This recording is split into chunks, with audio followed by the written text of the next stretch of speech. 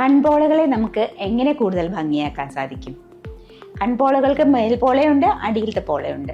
കുട്ടികളിൽ കാണുന്ന പ്രധാനപ്പെട്ട ഒരു വിഷയമാണ് ഈ ഒരു കൺപോള, അതായത് കണ്ണ് ചെറുതായിരിക്കുക എന്നാണ് നമുക്ക് മനസ്സിലാവുക. പക്ഷെ അത് ആക്ച്വലി കണ്ണിനല്ല ചെറുപ്പം വരുന്നത്, കണ്ണിൻ്റെ പോള വീണ് കിടക്കുന്നതാണ്, അല്ലെങ്കിൽ കണ്ണിൻ്റെ മിണ്ട വീണ് കിടക്കുന്ന ഒരു പ്രോബ്ലമാണ് ടോസിസ് എന്ന് പറയും. അതാണ് കുട്ടികൾക്ക് കാണുന്ന കണ്ണിൻ്റെ പോളയിൽ വരുന്ന ഒരു പ്രശ്നം.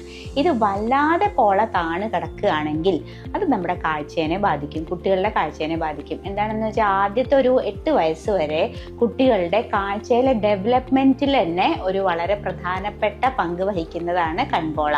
അപ്പോൾ കൺപോള നമ്മളിങ്ങനെ അടഞ്ഞിരിക്കുകയാണെങ്കിൽ ആ കുട്ടികൾക്ക് കാഴ്ചയ്ക്കുള്ള ഒരു സ്റ്റിമുലസ് വരുന്നില്ല. അങ്ങനെ വരുമ്പോൾ ആ കണ്ണ് ലേസിയായി ആവും. പിന്നെ ആ കണ്ണിൻ്റെ കാഴ്ച പിന്നീട് നമ്മളിത് കറക്റ്റ് ആക്കിയാൽ കൂടെ കാഴ്ച ഇംപ്രൂവ്മെന്റ് വരില്ല. അങ്ങനെ കുട്ടികളിൽ കൺപോളകൾ വീണ് കിടക്കുന്ന അല്ലെങ്കിൽ താണ് കിടക്കുന്ന ഒരു വിഷയം ഉണ്ടെങ്കിൽ അത് ഓപ്പറേഷൻ ചെയ്ത് കറക്റ്റ് ചെയ്യേണ്ടതാണ്.